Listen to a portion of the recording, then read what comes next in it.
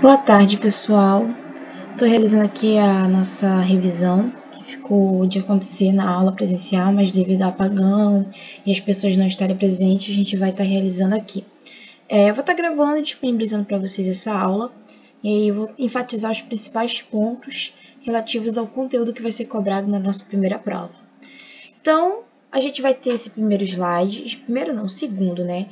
Mas o que fala já adentra acerca da temática voltado à assistência à saúde da mulher. Então, dentro desse nosso conteúdo, a gente vai estar visando alguns fatores, né? Então, a gente tem o nosso pré-natal de baixo risco, que é a primeira das atividades que a gente desenvolve com a saúde da mulher. A gente tem PCCU, puericultura, a questão de saúde sexual e reprodutiva, e o pré-natal como uma das atividades desenvolvidas nesse âmbito. E aí, quando a gente entra nesse contexto em relação às unidades básicas de saúde, o pré-natal ele vai vir a ser desenvolvido nesse ambiente, mas enfatizando que é o pré-natal de baixo risco. Então, baixo risco porque a gente não tem nenhuma condição de doença, de intercorrência que, ao decorrer do processo gestacional, veio a se desenvolver. A gente pode ter a possibilidade de uma mulher que logo nos primeiros momentos, nas primeiras semanas, já apresentou sinais que precisam de ser dada uma atenção mais especializada. Mas tem mulheres que ao decorrer do seu processo gestacional, a gente vai observar que algumas condições elas podem ser identificadas lá na frente, como por exemplo a questão da diabetes gestacional. Pode ser que lá naquele primeiro exame simples da glicemia capilar não se tenha observado sinais indicativos da condição. Mas, posteriormente, no segundo trimestre, por meio de outros exames, a gente pode vir a encontrar, sim, alterações, né? Caso haja uma predisposição ou até mesmo sem nenhum fator indicativo, essa mulher vir a chegar nesse contexto, fazendo com que, então, a gente possa necessitar essa transferência do baixo risco para o pré-natal de alto risco. E aí, fechando esse pedaçozinho pequeno aqui, a gente vai ter o baixo risco como pré-natal que a gente desenvolve nas unidades básicas de saúde. Então, no Brasil, o nível primário de atenção à saúde ele é representado pelas nossas unidades básicas de saúde. Então, as UBSs elas vão ser a porta de entrada para todos os serviços. Então, a gente tem ele como o nível primário de 3 níveis. Primário, a gente vai ter pela porta de entrada da unidade básica, a UBS, e lá nós vamos ter atividades com focos de promoção de saúde e prevenção de saúde. A promoção, quando eu vou estar dando serviços, atividades que vão visar a manutenção da saúde. Não há foco em doença, mas quando a gente estimula uma determinada atividade, ela vai ser benéfica para a manutenção do bem-estar. E a prevenção de saúde, que também é um dos focos da atenção primária, a gente vai observar a questão de atividades específicas. Então, eu tenho uma possibilidade, ainda posso até não estar na doença. Nesse caso, eu não vou estar na doença, exatamente. Eu posso ter riscos, condições que me encaminhem para aquele contexto, e aí a prevenção vai visar com que eu não chegue de fato à condição de doença em si.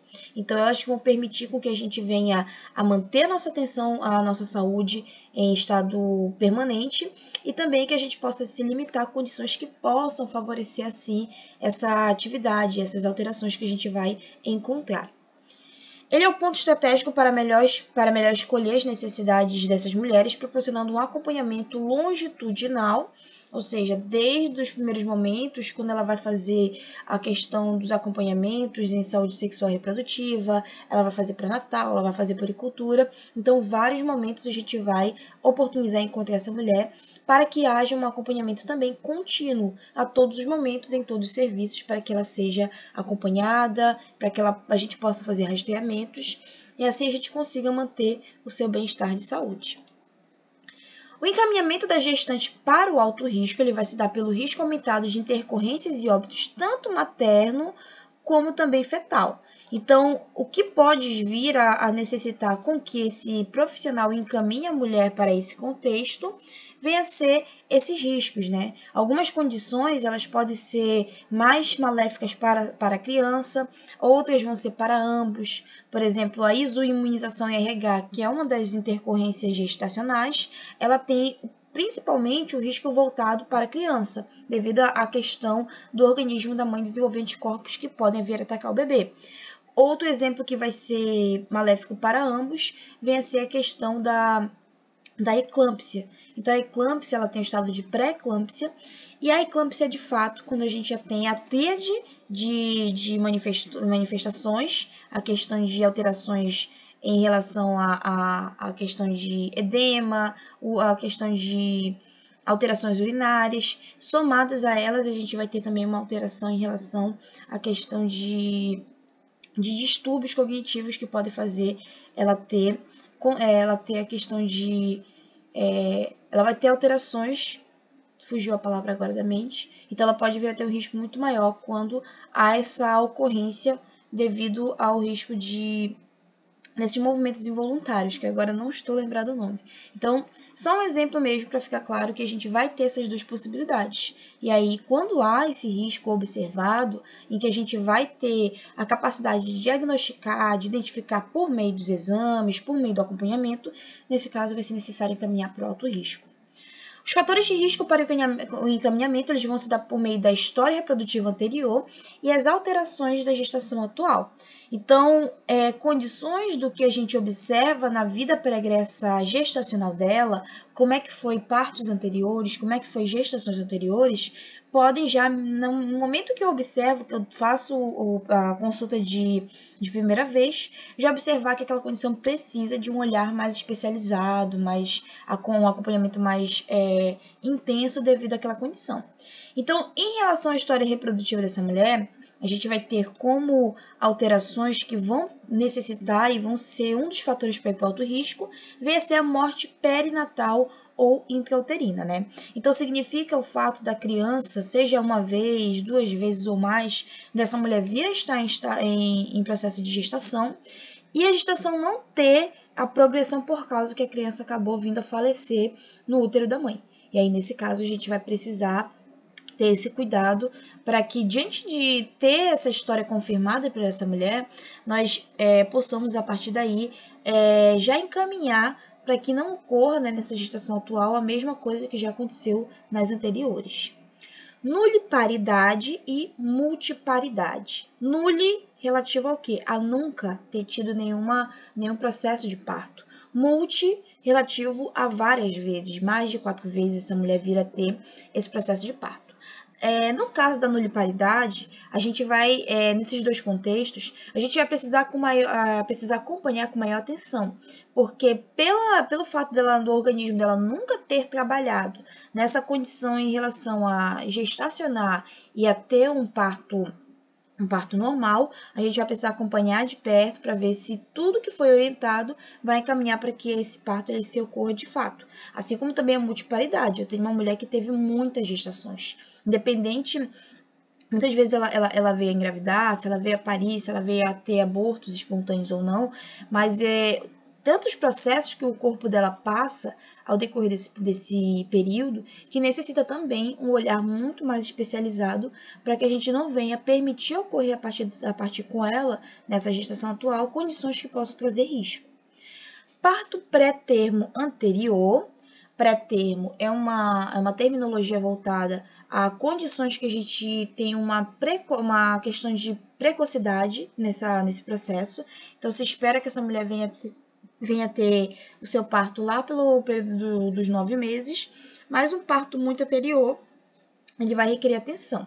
Então, 1 vez, 2 vezes, 3 vezes que essa mulher teve partos prematuros, necessitam que seja acompanhada. Até porque a gente vai procurar entender qual é o fator que está causando. É a questão de tipagem sanguínea da mulher, que está dando essa divergência com a tipagem sanguínea do bebê? É alguma condição crônica que essa mulher tinha ou desenvolveu? Então, vai precisar ser averiguado o fator causal para que a gente consiga, então, dar esse cuidado a partir daí. Abortamento habitual. Então, o abortamento ele vai ser a questão dessa mulher perder finalizar esse processo gestacional antes das 22 semanas. Então, é um período que não há condições e possibilidades desse bebê ter uma continuidade da sua vida extrauterina, porque ele ainda não formou órgãos, não maturou funções, então não há condições de sobrevivência para essa criança. Então, ter mais de um aborto, ter várias recorrências, necessitam esse cuidado para essa mulher. Até porque a gente já viu em aula, da última aula que a gente teve, né, que quando essa criança vai se formando, todo aquele quantitativo de células vai se multiplicando para formar duas estruturas. A do bebê, né, formando toda a sua estrutura, seu corpo, e o outro quantitativo de células vai formar a placenta.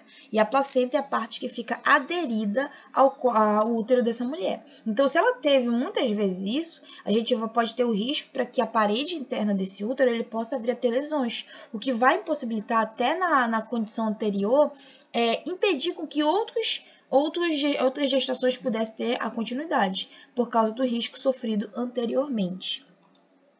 Aqui a gente vai ter alguns outros exemplos também de condições relativas à questão de doenças, né, que a gente pode observar. Então, relativo às alterações gestacionais, a gente pode ver o diabetes mellitus gestacional, que é quando eu tenho uma intolerância de qualquer intensidade com início ou detectada pela primeira vez na gestação com necessidade ou não de insulina. Então, a gente percebe essa intolerância à glicose que vai gerar esse resultado de limitação para essa mulher. Pode ser que ela seja diabética anteriormente, né? E aí isso culminou nesse risco na gestação. Ou então essa mulher nunca ter tido a patologia, mas a própria gravidez proporcionar esse fator para ela. Então a gente vai ter essas duas possibilidades que vão precisar serem acompanhadas.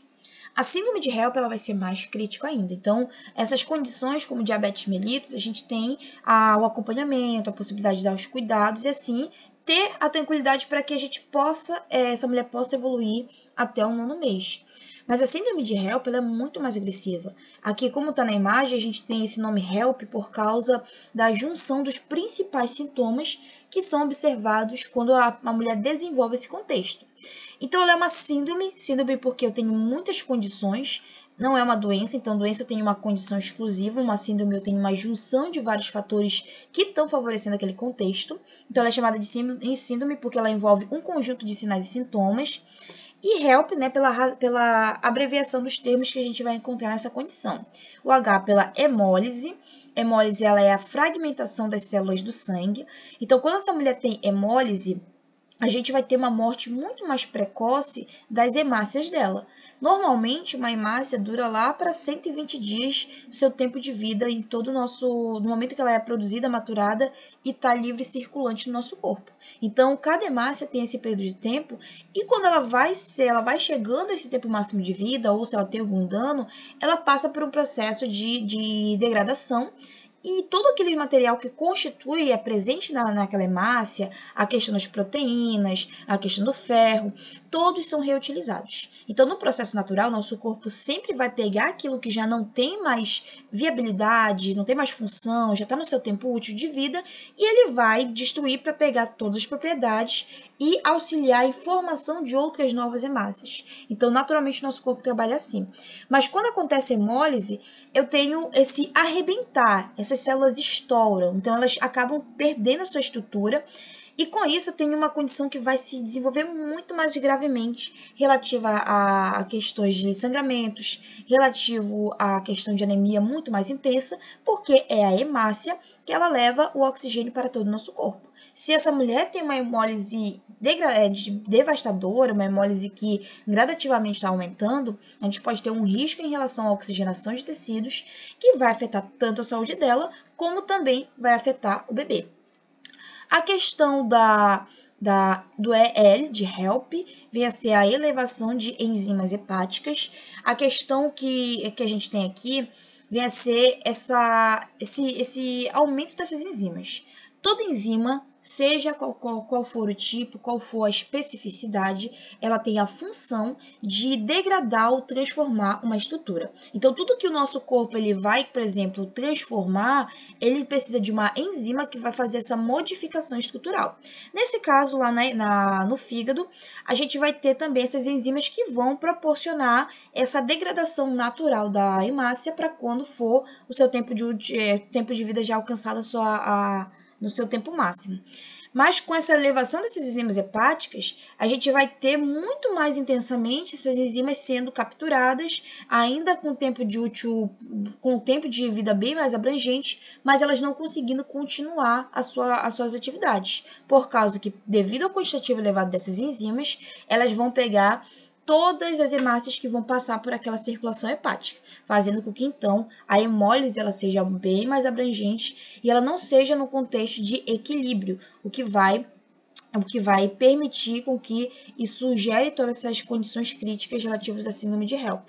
E o LP, finalizando aqui as siglas de HELP, ele é a baixa contagem de plaquetas. Então, esses três contextos aqui, essas três estruturas, vão colaborar para um agravamento muito rápido dessa mulher e, consequentemente, por um risco muito grande para esse bebê. Então, ao chegar nessa condição, que ela é muito comum, que ela é um fator que precisa ser dado atenção quando uma mulher tem uma anemia muito profunda, uma anemia muito intensa, deve ser dado esses cuidados para observar todos esses detalhes, evitando, assim, a instalação dessa condição para a segurança de ambos, bebê e mulher, certo? E aí a gente vai chegar por agora todas as nossas atividades relativas à questão da gestação. Eu vou colocar até aqui o vídeo aqui, vou aumentar o volume, porque a gente vai ter os vídeos, eles vão dar para ser ouvidos agora. Então, quando uma mulher vem a procurar uma unidade básica de saúde, é muito comum elas já terem os seus exames de confirmação. Então, é muito importante verificar se essa mulher já fez alguma confirmação, fez algum teste, seja de urina ou então algum teste sanguíneo, para que a gente possa dar início de uma forma adequada àquele pré-natal. Mas, caso contrário, a gente vai necessitar ter esse conhecimento porque algumas condições, algumas localidades podem não ter tão acessível isso. Então, a gente vai encontrar todos os tipos de realidades possíveis. Quem tem acesso, quem não tem, quem tem recurso, quem não tem. E para que a gente possa dar esse cuidado, é muito importante que numa carência de uma confirmação por exames, e essa mulher vier procurar a nossa consulta, a gente saiba dizer todos os sinais que vão ser desde uma presunção até de uma confirmação de fato daquela condição de gestação. Então, é muito importante saber desses detalhes. A gente tem os sinais de presunção, né? Presunção, ou seja, estou presumindo, tenho aquela desconfiança, ainda não tenho nada confirmado, mas tem muitos indicativos que estão deixando muito claro que possa ser uma gravidez, todos os sintomas que essa mulher sente. Então, a gente vai ter como sinal clássico o atraso menstrual, tendo como nomenclatura, termo técnico, a amenorreia, esse A devido à ausência, né? E menorreia relativo à menstruação. Então, é muito importante verificar se essa mulher tem um fluxo, tem a questão de um ciclo que ele é regular ou um ciclo irregular, identificar também o dia que ela teve a última menstruação, para a gente ver o tanto desse atraso, e depois dar continuidade, né, para os demais pontos que ela vai vir a citar. A gente pode ter outros sinais que ela vem a dizer, náuseas, que é aquela mal-estar, um enjoo, o vômito de fato, quando o organismo já está no limite de contato com aquele material, de sensibilidade com aquele cheiro, com aquele sabor, e no final dificulta a permanência daquele alimento no estômago. Tontura, né? Então essa mulher pode vir a ter dificuldade ao levantar, a questão de estar numa posição deitada e ela precisar levantar e rapidamente ela sente girar, ela sente essa instabilidade, tudo isso decorrente dessas modificações fisiológicas do corpo. Então essa mulher cria algumas sensibilidades devido ao fluxo tão intenso de hormônios, isso acaba gerando uma limitação ao suportar sabores, ao suportar condições. No caso da tontura, a gente tem o fluxo sanguíneo que está começando a ter várias mudanças, que pode favorecer a essa falta de estabilidade momentânea. Salivação excessiva. Então, é até comum, acho que alguém já deve ter ouvido, né? Uma mulher que cospe demais, é uma mulher que está grávida, isso eu já ouvi bastante, tanto é que já fui questionada às vezes assim, sobre isso. Então, a mulher acaba tendo também essa produção relativa à saliva, o que faz ela ter tanto excessivo que possa fazer com que ela cuspa constantemente para poder eliminar esse excedente. Mudanças de apetite, né? Então, como tem o enjoo, como tem o vômito, então com certeza muitas das coisas que ela come já não vão estar tão passivos para que ela venha ter alimentação. Então, muitas coisas podem sair por causa dessas sensibilidades, assim como também outros alimentos podem ser incorporados devido aos desejos e às vontades que a gente vai observar. Aumento da frequência urinária gradativamente, então essa mulher, dependendo de quando ela começou a suspeitar dessa gestação, a gente vai ter gradativamente o aumento da estrutura do útero, por causa do aumento da criança. Então, quanto mais o útero cresce, mais a bexiga vai estar pressionada, e aí a gente vai ter uma limitação em conter aquele material, aquele produto que está sendo produzido da urina, né? Conter ele na bexiga. Então, com isso, a gente vai ter uma vontade muito mais rápida, muito mais intensa dessa mulher de querer fazer xixi e não aguentar tanto quanto ela aguentava antes. E sonolência também, né? Cansaço. Isso a gente pode até observar como um dos sinais, uma das manifestações que é muito comum e bem corriqueira a gente observar na gestação, que é a anemia. Então, com essa anemia que essa mulher pode vir a ter, que acho que a maioria das gestações a gente observa mulheres com essas condições, a qual a gente vai precisar tratar com medicações. Essa anemia, que vai ser essa baixa de hemácias, ela vai acabar gerando com que o organismo dessa mulher não seja tão favorecido com oxigênio, o que traz como consequência essa dificuldade, esse cansaço mais rápido, esse sono, e aí deixa essa mulher um pouquinho mais mole devido à consequência da diminuição das hemácias no organismo. Então, todos esses sintomas a gente vai observar.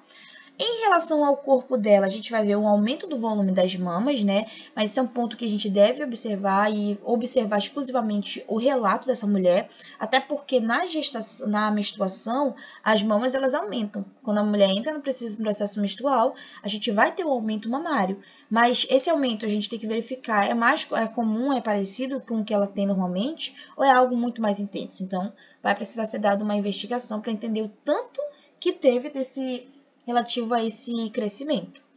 Hipersensibilidade nos mamilos, então a questão de tocar neles, o contato de pressionar a região frontal das mamas pode ser incômodo por causa de todas essas mudanças, né? Toda essa preparação da mama para poder ela se adequar, receber toda essa estrutura que vai posteriormente proporcionar a alimentação do bebê. Então, como a gente tem as mamas começando a se organizar, a se preparar para receber o leite materno mais à frente, quando ele for liberado, aí a gente vai ter todas essas sensibilidades e alterações em relação ao tamanho e sensibilidade da mama. Aqui eu tenho esses tubérculos de Montgomery. Aqui esses tubérculos a qual eu me direciono, vêm a ser essas estruturas aqui que elas parecem umas espinhas secas, né? Elas não têm muita alteração. Então a gente vai ter, deixa eu tirar aqui. Aqui dá de ver, né, aqui o círculozinho. Então a gente tem a questão dessas alterações, esses tubérculozinhos que surgem, que caso essa mulher tivesse, ela pode observar isso, a gente vai notar que tem um quantitativo um pouquinho maior, um pouquinho mais abrangente nessa circulatura aqui da região areolar. Então, esses tubérculos que a gente observa, eles vão crescer e se produzir para que a gente possa ter a nutrição relativa à questão a hidratação, relativa à estrutura mamária. Então, essa hidratação vai permitir com que assim a gente consiga ter resultados, viabilidade, para poder garantir com que essa mama tenha toda a capacidade para receber a mama, receber o bebê, ter o processo de amamentação e assim não tenha riscos, não tenha danos posteriores a essa estrutura. A gente vai ter também a saída de colostro, bem aqui, a qual esse líquido ele vai ser um dos primeiros tipos de leite que vai ser produzido, sendo transformado posteriormente. Então, ele tem toda uma característica, toda uma constituição que é necessária a criança ter o contato desse leite. E aí, essa mulher vai notar, pode perceber que ao pressionar as mamas, ela sente sair esse líquido, que tem essa característica dele de ser um pouquinho mais amarelado, que é uma característica, são condições que são favoráveis para o bebê. Então, ela pode se surpreender por essa produção relativa à questão do colostro. A gente vai ter aqui essas alterações, mas que elas vão ser mais observadas pelo enfermeiro. Ou então, como eu já disse em aula, caso essa mulher ela faça uma autoavaliação, né? Que é no caso da cor violácea da vulva, que é chamado de sinal de Jacquier, ou Chadwick, eu acho que é assim que se fala, e a questão de uma alteração da cor da vagina, que é o sinal de Kluge, e o aumento do volume abdominal. Então, esses dois sinais aqui, relativos a cores, é mais fácil essa mulher observar às vezes na consulta, então ela tá lá, vai querendo fazer essa averiguação, e o profissional observa que os grandes lábios, a parte dos lábios está muito mais escura devido ao aumento de circulação nessa área. Então a gente nota que há uma grande mudança desse contexto relativo a todas essas modificações fisiológicas que o corpo ele vem a sofrer. E o aumento do volume abdominal vai ser consequência do aumento do volume no útero, né? Então, quanto a criança está crescendo, a barriga também vai crescer, dando esse sinal de gestação. Sinais de probabilidade, então são sinais aqui, nesse caso, que a gente pode observar com mais detalhes, quando essa mulher tem alguma necessidade, precisa dessa confirmação de um profissional. Então, a gente vai ter aqui, como um dos primeiros, o amolecimento da cérvix uterina, que é o sinal de Godel. Então, a gente consegue ter essa compreensão quando vamos fazer o exame físico nessa mulher. Então, para eu entender e eu conseguir ter essa confirmação desse amolecimento, vai ser necessário fazer uma palpação na região da base do útero. E assim, uma palpação bimanual, eu vou tentar tocar bem próximo dessa região, alcançar, né, por meio de fazendo um pouquinho de pressão e verificar esse amolecimento relativo à resistência que antes existia do útero, né, e agora ele está tendo esse amolecimento devido às mudanças que ocorrem relativo à gravidez. Paredes vaginais aumentadas com o aumento da vascularização, né? Então, a gente tem também essa continuação desses sinais relativos à cor, relativos à questão da região vaginal, e a positividade da fração beta de HCG no soro materno a partir da 8ª e do 9º dia depois da fertilização.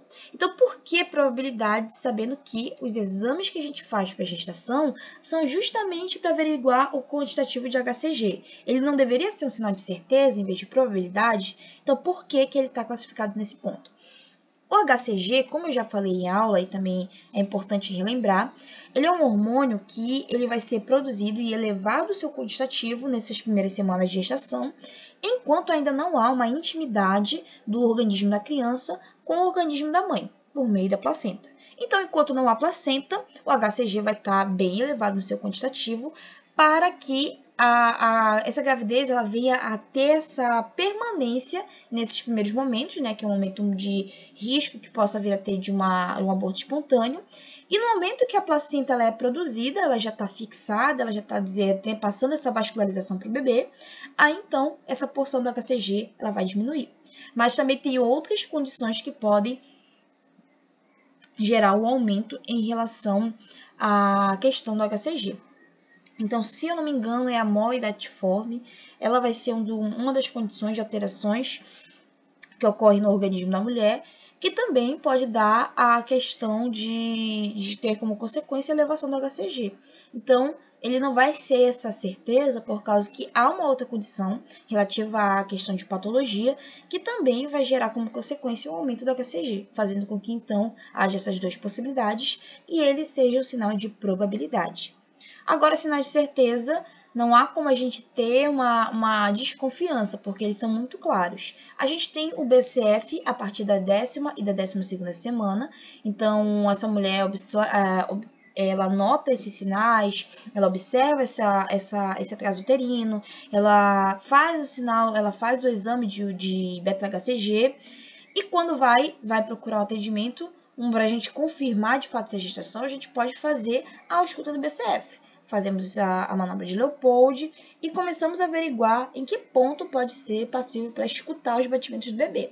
E aí, se houver batimentos, né, que vão ser bem rápidos, eles têm uma faixa de 120 a 160 por minuto. Algumas literaturas falam que esses batimentos por minuto são de 110 a 160, como normal para a criança. E no momento que a gente ouvir aquele coraçãozinho rápido, bem tenso e bem alto, dependendo da gente conseguir localizar bem, já não há como dizer que essa mulher não está grávida, porque tem outro coração batendo lá e sendo identificado que já está configurando que há uma criança lá. Assim como também a percepção de movimentos fetais por parte dessa mulher, mesmo que alguém coloque a mão na barriga dela e não sinta, mas ela vai começar a notar esses movimentos dentro do seu organismo relativos ao bebê. E a ultrassonografia, que vai permitir a observação do saco gestacional, isso no período de 4 a 5 semanas, então, caso haja uma desconfiança, ela já queira procurar esse tipo de atividade, esse tipo de exame, né? Ela pode vir a ter como confirmação no momento que a ultrassonografia vai apresentar o saco gestacional. Ou então, se for mais claro ainda, a partir de 6 semanas, por meio da ultrassom, ela identificar e ouvir os batimentos cardíacos do bebê, fazendo com que, então, não haja outra justificativa, não tenha como ser outra coisa a não ser a gestação que essa mulher está apresentando. Em relação a isso, a gente confirmou se a gestação, essa mulher está grávida, vamos dar início a esse pré-natal. É muito importante o enfermeiro saber que são necessários quantitativos mínimos de consultas para poder dizer que, de fato, aquela mulher foi acompanhada do seu pré-natal. Então, o número de consultas que são consideradas mínimas é o total de 6, que essa mulher vai ter que ter durante todo esse período de 9 meses, com acompanhamento intercalado entre médico e enfermeiro. Então, a primeira consulta sempre vai ser com o enfermeiro, porque ele vai fazer toda a abertura do cartão de gestante, do prontuário, a solicitação de exames, a questão das prescrições, vão ter encaminhamentos. Então, é uma série de ações que a gente realiza e é a nossa responsabilidade como enfermeiros fazer essa primeira consulta, sendo ela uma consulta bem demorada. Então, não se surpreenda se a gente levar 40 minutos até 1 hora, vai depender das vezes das nossas habilidades, para a gente conseguir observar todos esses detalhes que a primeira consulta ela requer da gente.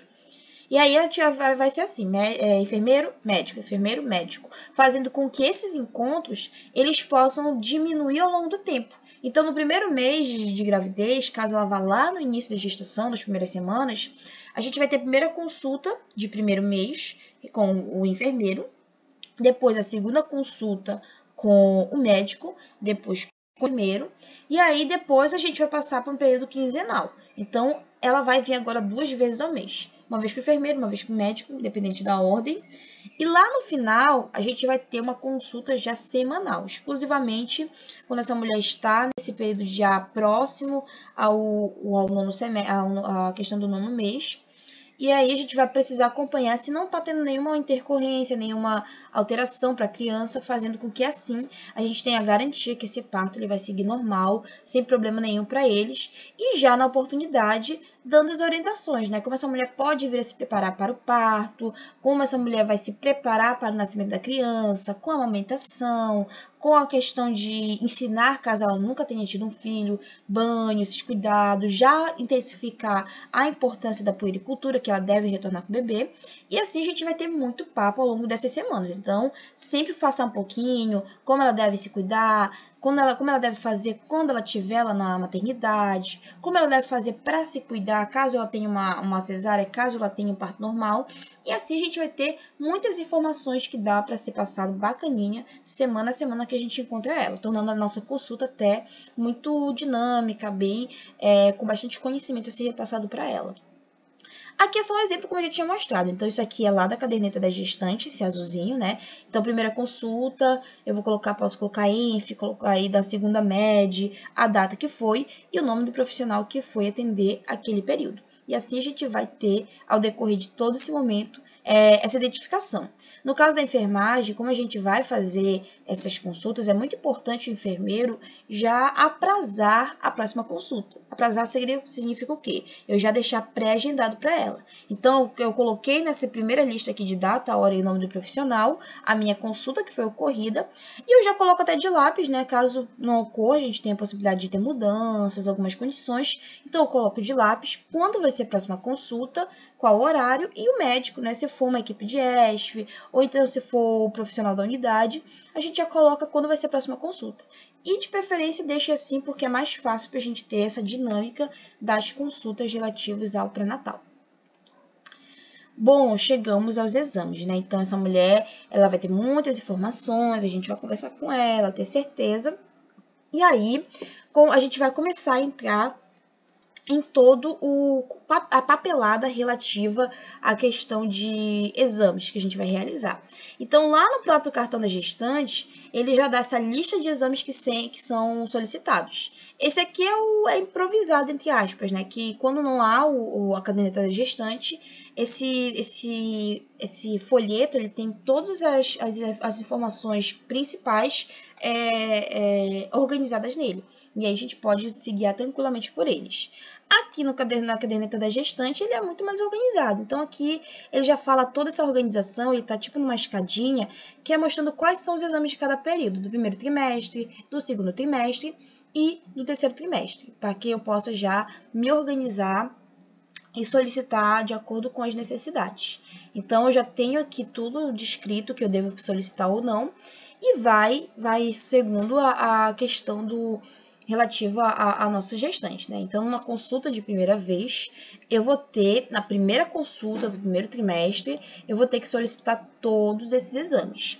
Hemograma, como eu já falei, a gente vai observar, averiguar a questão do quantitativo de células sanguíneas, exclusivamente hemácias na investigação de anemias, que é muito importante, uma condição muito comum na gestação, e também o hemograma ele vai me dar visão para muitas outras condições relativas a essa mulher. Então, eu vou ter células sanguíneas que vão me dar um indicativo de alguma problemática, como uma infecção parasitária, uma infecção viral, uma infecção bacteriana, podendo, a partir dali, também eu intervir para melhor bem-estar dessa mulher e do bebê. Então, o hemograma me dá uma visão de muitas coisas. Saber se tem anemia, saber se tem alguma infecção, se tem alguma alteração, que a gente possa intervir a partir daquele momento. Tipagem sanguínea e fator RH. Então, a gente já marca esse exame logo em sequência, porque a gente vai precisar ter essa compreensão. Se, no caso, o tipo dela sanguíneo é tipo A, B, tipo O, tipo AB, e se o fator RH dela é positivo ou negativo. Então, a gente vai precisar entender essa informação que ela é primordial para investigações em outros contextos. E aí, dependendo do resultado que a gente vem apresentar, a gente vai ter como consequência outro exame. Então, se a gente tiver uma mulher com uma tipagem sanguínea, um fator RH positivo, eu não preciso do Combis direto. Ele é um exame que ele só vai ser solicitado caso essa mulher tenha um fator RH negativo. Então, se ela é O negativo, exclusivamente essa tipagem que a gente observa, a gente vai precisar solicitar o Combis direto. Ele não é exame de rotina. Rotina é o quê? Hemograma, rotina é glicemia em jejum, e o termo rotina significa o quê? Todas as mulheres vão fazer esse, independente das suas características, mas é um exame que vai para todas as mulheres. Combis não entra em rotina porque é um grupo particular de mulheres, só quem tem RH negativo. E não é uma constante. Tem mulheres com várias tipagens sanguíneas, vários tipos de fatores, tanto positivo e negativo, e somente para o grupo de mulheres de RH negativo que vai ser solicitado Combis. Então, só para deixar claro, ele não é rotina. Seguimos com a glicemia em jejum. A glicemia em jejum ela vai objetivar a gente identificar as características a qual o quantitativo de glicose ele é apresentado naquele momento da coleta. Então, se eu tiver um aparelhinho de glicemia, eu posso verificar, caso essa mulher já esteja em jejum, o quantitativo que ela apresenta de glicemia naquele momento. E aí eu vou precisar entender se está nos parâmetros normais, se tem alguma elevação, se por acaso no momento do exame ela estava em jejum ou não, porque esses dados podem interferir nesse julgamento do resultado. Se por acaso ela comeu, a gente vai ter um quantitativo elevado e vai ter um padrão que é considerado normal, mínimo e máximo para quem já teve alguma alimentação prévia. E aí, eu vou estar só entendendo como é que lá naquele momento, naquele horário que ela fez aquele exame, como é que tá os dados relativos à questão do nível glicêmico dela. Teste rápido para sífilis ou VDLR. Então, o teste rápido a gente vai falar um pouquinho mais à frente acerca dele. E ele vai permitir com que num período de 15, 20 minutos, eu já identifique alterações relativas a essa condição, assim como também para HIV e para as hepatites B e C.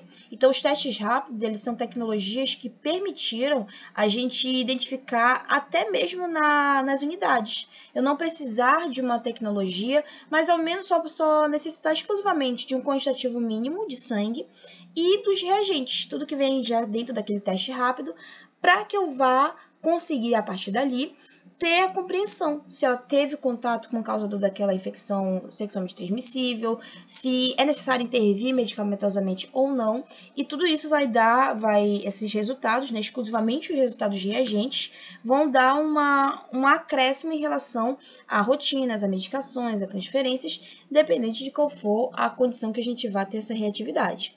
Então, o teste rápido para sífilis, se nessa unidade já tem essa caixa para o teste, tranquilamente nós realizamos ele, só necessitamos de uma ficha que ela é muito simples de preencher, que são os dados pessoais, e também eles vão cobrar os dados relativos à caixa do nosso teste rápido. E aí eu vou só colocar essas datas de validade, de fabricação, e o resultado posterior, se ele deu reagente ou não.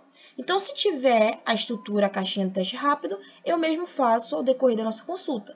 Caso contrário não tenha, seja não tenha só o de sífilis, ou não tenha todos, ou não tenha alguns, aí eu vou precisar solicitar lá na minha ficha de solicitação, a qual eu tenho uma lista de exames e eu vou marcando quais eu quero que aquela mulher realize.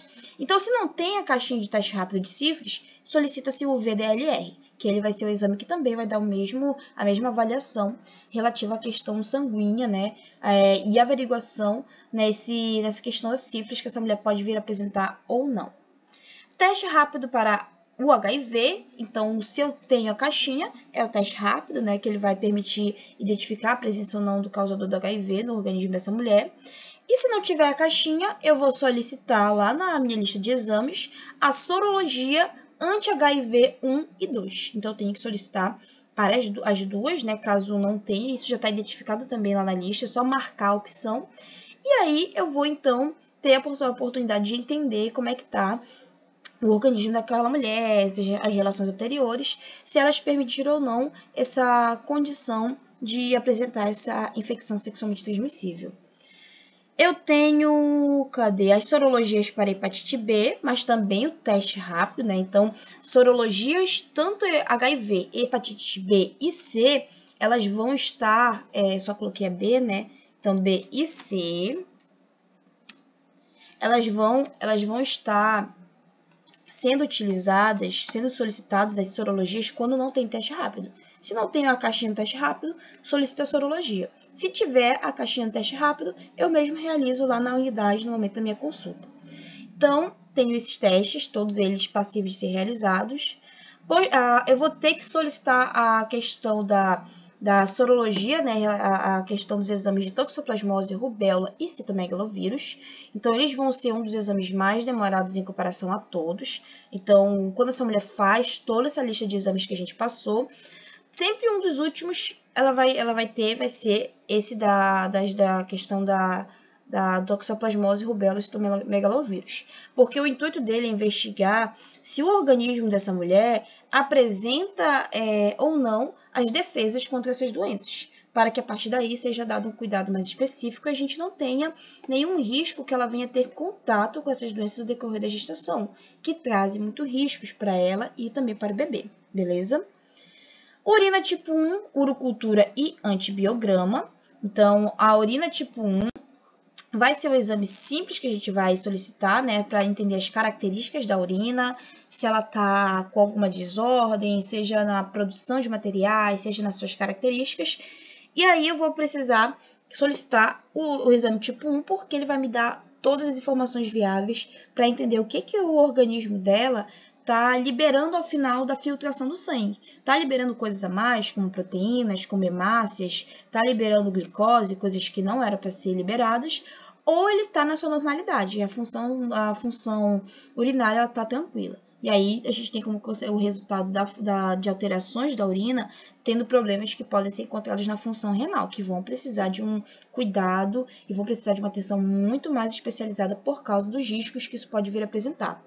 A urocultura vai ser um exame que ele vai observar muito mais, vai fazer a cultura desse material presente na urina, né? Então, quando eu faço uma cultura, eu pego aquela amostra daquele material, coloco em relação ao meio de cultura, que é uma estrutura que a gente tem um preparado gelatinoso, que ele vai ser viável para que aqueles micro-organismos que a gente encontra naquela amostra, eles possam crescer.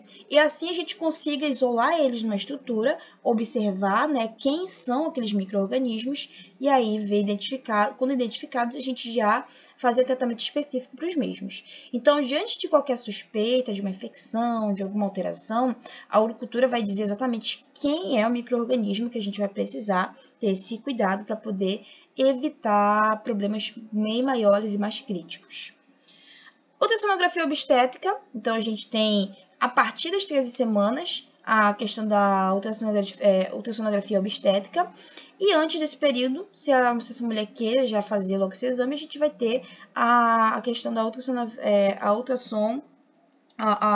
ultrassonografia, que ela vai, a transvaginal, que ela vai permitir também identificar esses dados, observar o bebê bem precocemente. Citopatológico, ele é o exame de rastreamento de câncer de colo de útero. Essa mulher pode fazer sim, mas a gente tem uma grande informação que ela precisa ser observada.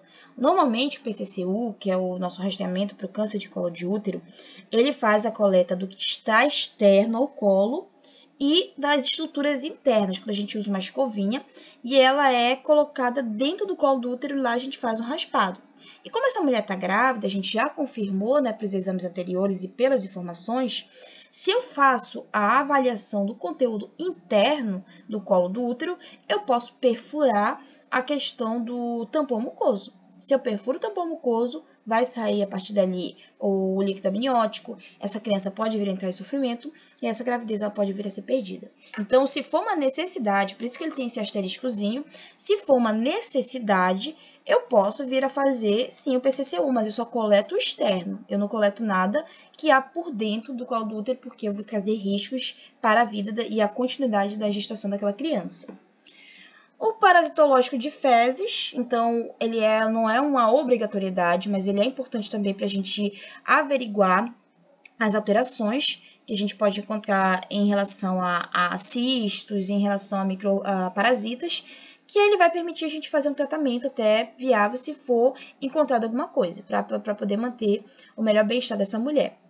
E essa eletroforese de hemoglobina, ele está com 2 asteriscos, porque ele é um exame muito mais específico, exclusivamente em condições quando essa mulher apresenta uma anemia falciforme, então alguma anemia mais distinta do normal, que ela já tem uma mudança bem abrangente em material, em estrutura, que aí vai ser um exame que vai permitir observar os riscos em relação à gestação, né, e devido a essa anatomia distinta das hemácias, para que não haja intercorrências para o bebê e nem para a mãe, certo? A gente vai continuar logo mais os outros exames.